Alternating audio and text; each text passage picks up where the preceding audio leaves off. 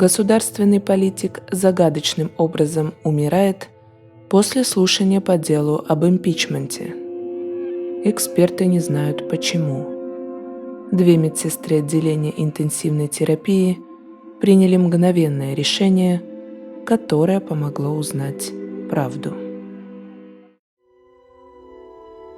Кэти Августин была одним из самых ярких политиков штата Невада.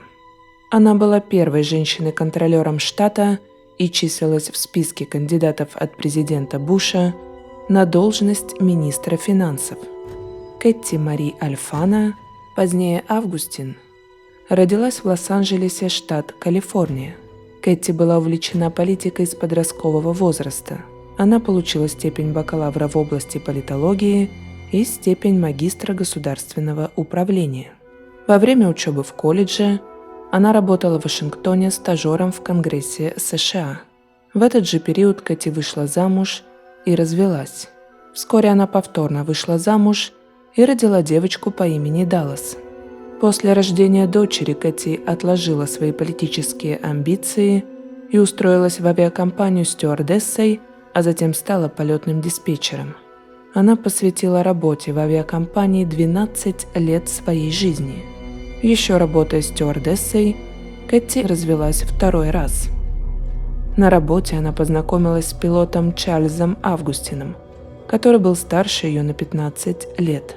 Чарльз был очень интересным человеком. В молодости он был профессиональным футболистом, затем работал ветеринаром во Вьетнаме.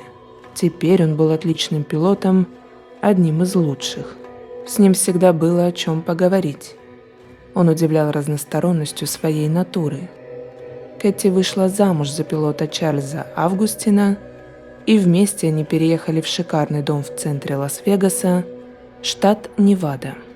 Чарльз удочерил Даллас, единственную дочь Кэти, а Кэти приняла как своих его сыновей Ларри и Грега. На фоне крепких отношений с Чарльзом Кэти вспомнила про свою мечту. Ее страсть к политике возродилась, и она присоединилась к республиканской партии. Кэти Августин еще работала в авиакомпании, когда баллотировалась в ассамблею в 1992 году как республиканка и победила. 2 года спустя она победила на выборах в Сенат штата. Когда Кэти закончила свой срок службы в Сенате штата, она баллотировалась на пост государственного контролера и победила, став первой женщиной, занявшей этот пост. Она стала известной. Это был пик ее карьеры. У нее брали интервью, и в каждой встрече с журналистами Кэти неизменно показывала себя сильной и упорной женщиной. Чарльзу не нравилась блестящая успешная карьера жены. Он был консервативным человеком и хотел, чтобы Кэти больше времени проводила дома. В 1998 году именно по причине этих разногласий пара рассталась. У Чарльза после их расставания случился инсульт. Он был доставлен в больницу и вскоре вернулся домой с некоторыми предписаниями врача. Это происшествие отодвинуло развод пары. Когда Кэти баллотировалась на переизбрание в 2002 году, Чарльз снова перенес инсульт и снова был госпитализирован. Хоть они еще и были женаты, Кэти уже жила отдельно от Чарльза в целых 400 километрах от их общего дома в Лас-Вегасе. Они планировали развестись. Кэти вернулась в Лас-Вегас. 6 недель она каждый день приезжала к мужу в больницу. Женщина много времени проводила рядом с его постелью, но каждый день рядом был еще один человек. 42-летний Час Хикс был медбратом Чарльза. Чарльз лежал без сознания, а в его палате Кэти начала общаться с Чазом. Сначала она общалась от безысходности, а потом она стала оставаться дольше и приезжать раньше. Кэти и Чаз вместе обедали в больничной столовой и очень много времени проводили в общении друг с другом. У Чаза тоже было за спиной 3 неудачных брака. Час и его брат воспитывались отцом военным в Северной Каролине. Час последовал за своим отцом в вооруженные силы. Он попал на флот и проработал 16 лет курсантом-медиком, ухаживая за моряками в военно-морских клиниках. В 2002 году он получил государственную лицензию медбрата. Чаз устроился на работу медбратом интенсивной терапии в медицинский центр Лас-Вегаса, в тот самый, куда и привезли Чарльза, третьего мужа Кэти. Он всегда был рядом со своим подопечным Чарльзом, как и Кэти. 19 августа 2003 года Чарльз Августин скончался в больнице, так и не придя в сознание. 17 лет Чарльз и Кэти состояли в браке. Кэти стала получателем по полису страхования жизни Чарльза Августина на сумму в $1 миллион. Прошли похороны. Встречи Чаза с Кэти прекратились всего на несколько дней. Кэти пригласила Чаза выпить с ней чашечку кофе, и он согласился. Тогда и начался их роман. Кэти привыкла общаться со сдержанными, строгими мужчинами, которые были частью политического мира. Чарльз не был политиком, но его характер был похож. А Чаз был совсем другим, очень открытый и общительный. Он был моложе Кэти на 8 лет, и у него было много энергии, как и у нее. В своей семье она сказала, что Чаз ее ангел-спаситель. Это были отношения, которые развивались очень быстро и, безусловно, застали всех друзей и родных Кэти врасплох. Но Кэти была счастлива. Как она сама говорила, она никогда прежде не была так счастлива. Кэти и Чаз поженились через 3 недели после смерти Чарльза. Они жили в красивом доме в Рино на северо-западе штата Невада вместе с Даллас. В октябре 2004 года политические враги обвинили Кэти в нарушении избирательного законодательства, и ее дело было передано в законодательный орган штата. В декабре 2004 года губернатор Кенни Гуин созвал специальную сессию законодательного собрания.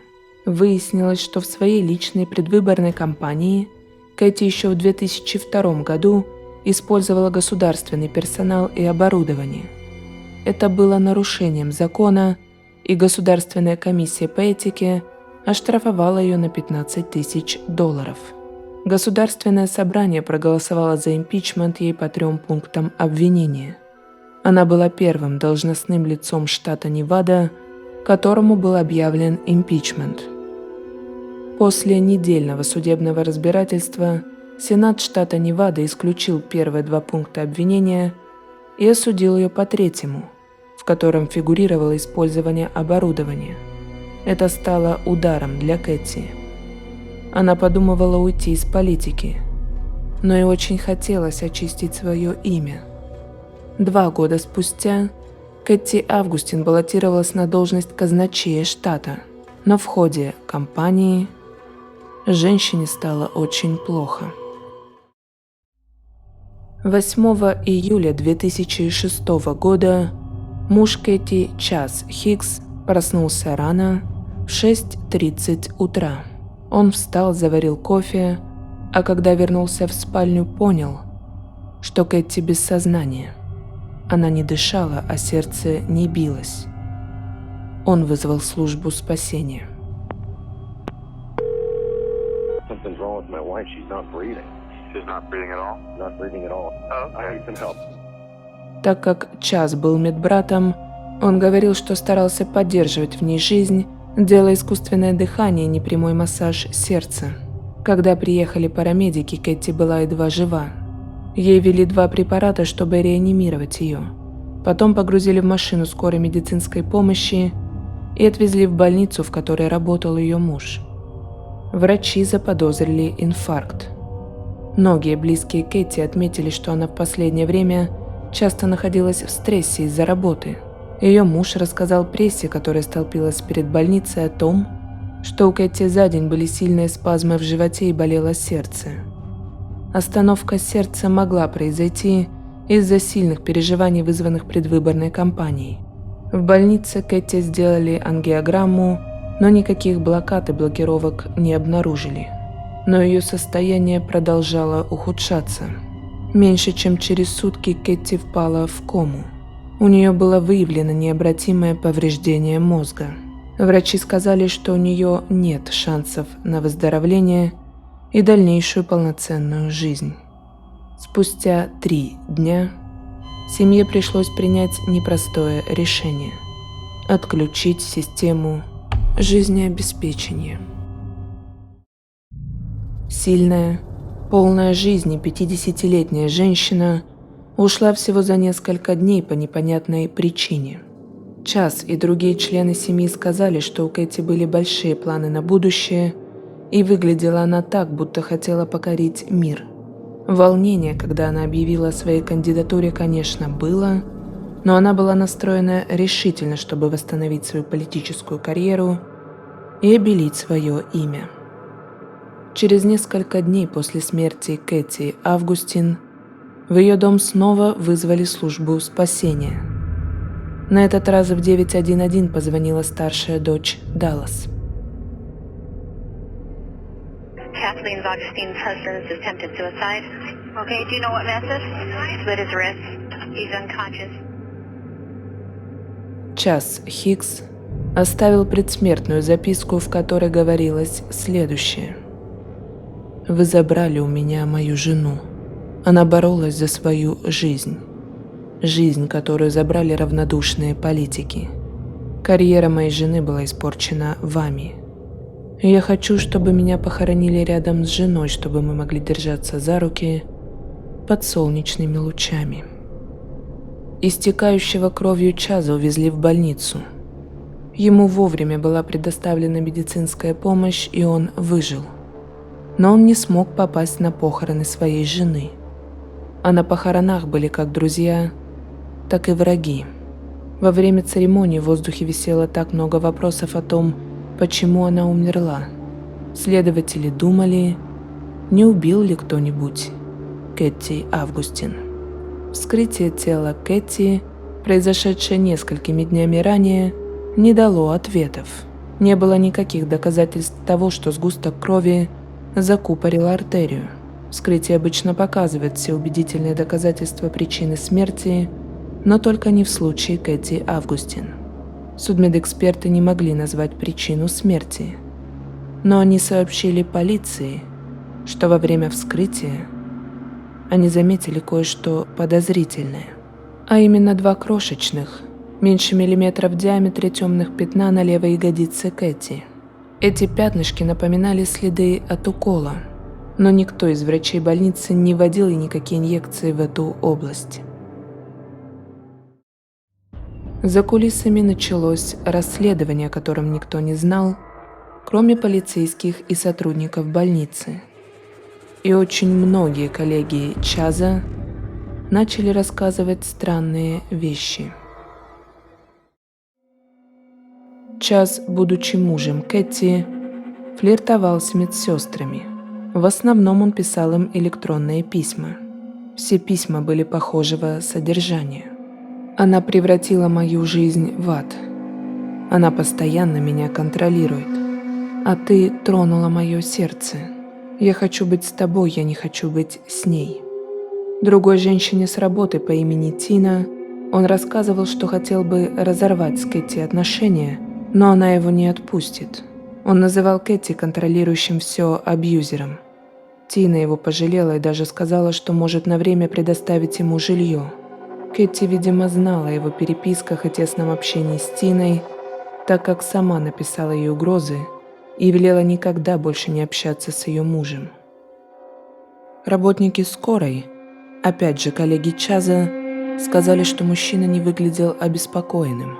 Они рассказывали о том, что Чаз сидел в скорой помощи и читал газету, когда его жену везли в больницу.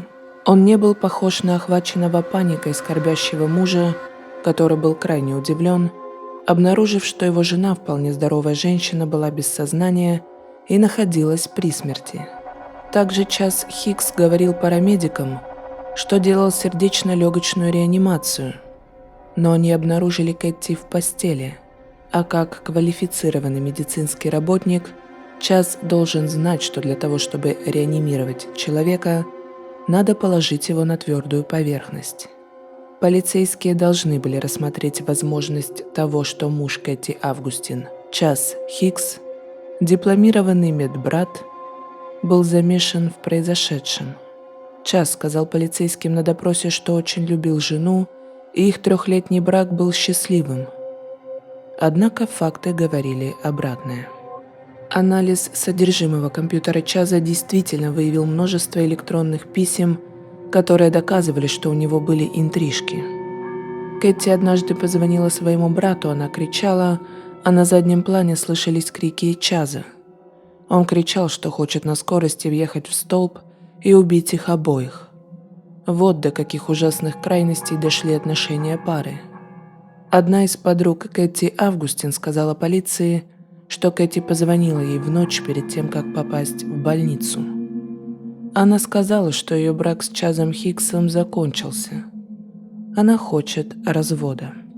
Но самое главное заявление сделала Ким Рейми, медсестра, с которой Чаз дежурил в ночь с 7 на 8 июля. Они всегда много общались. Он поделился с ней, что разводится с женой. А потом, когда они разбирали ампулы с медикаментами, он рассказал, что сакс – это лучшее средство, чтобы избавиться от человека. Просто сделал укол и все. Сакс – это вещество под названием сукцинилхолин. Это паралитический препарат. Обычно он используется, когда человек находится под наркозом, во время операций, чтобы парализовать мышцы. Сукцинилхолин обычно назначают в очень малых дозах.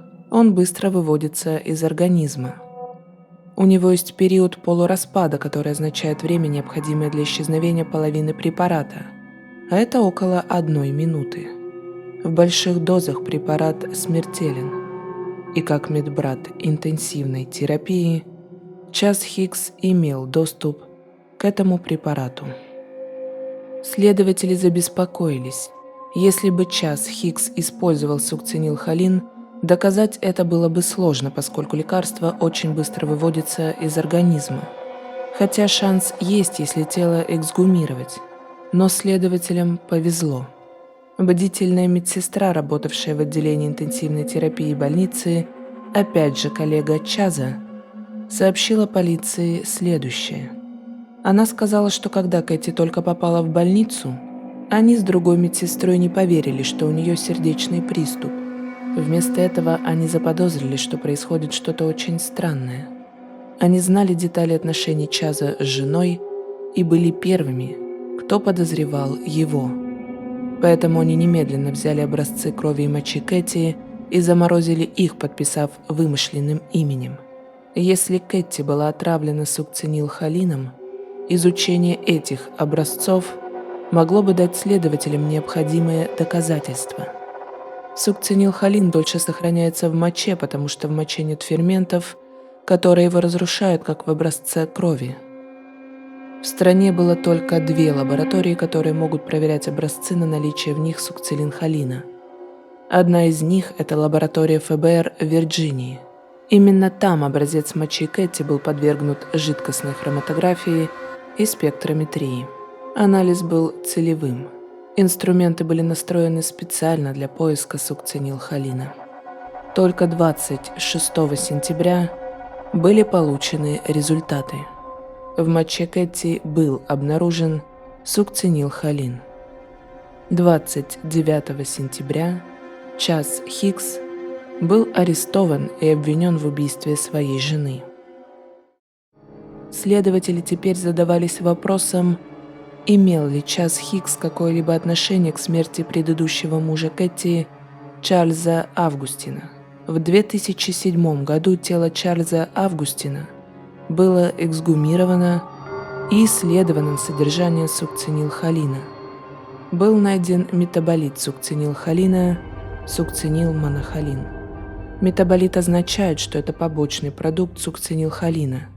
Никогда не было задокументированных случаев образования сукцинилмонохолина в результате бальзамирования жидкости. Однако в случае с Чарльзом Августином не было никаких записей о том, какие жидкости для бальзамирования использовались, так что эту отдаленную возможность исключать было нельзя. Следовательно, судмедэксперт не изменил способ смерти Чарльза на убийство.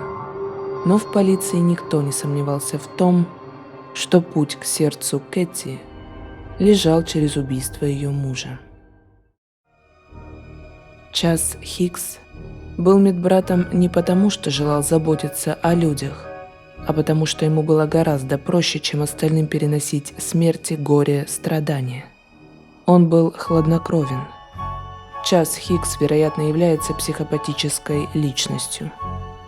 В психиатрии под психопатами понимают бессердечных, эгоцентричных, неспособных к сопереживанию и раскаянию людей. У психопатов не сформированы цепочки поведения, которые отвечают за эмпатию или сочувствие. Психопаты – это не равно убийцы. Но в этом случае сложилось именно так. Однажды подопечным Чаза стал состоятельный человек Чарльз Августин. К нему приходила его жена в темных строгих платьях, обвешанная золотом. Чаз знал, кто она. Многие знали. Он чувствовал, что ей он интересен, и применил все свое очарование. Жизнь Чаза Хикса могла измениться в одночасье, если он женится на Кэти. Шикарный дом, представительская машина, статусная одежда. Психопаты часто оценивают потенциальную полезность человека. Им особенно интересны влиятельные, знаменитые, богатые. Психопаты часто ведут паразитический образ жизни. Но была одна помеха. Он сделал инъекцию сукцинилхолина Чарльзу, и помехи не стало. После похорон Кэти больше не видела Чаза, ей его не хватало. Недели, проведенные вместе с медбратом Чазом, оставили след в ее сердце. Кэти находилась в ослабленном, уязвимом состоянии. Поверхностное обаяние свойственно психопатам. Оно особенно работает в простых социальных контактах. Психопаты с легкостью демонстрируют уверенность. Они общительны и открыты, потому что не испытывают стеснения, стыда, застенчивости. Кэти была на крючке и даже сама предложила ему встретиться.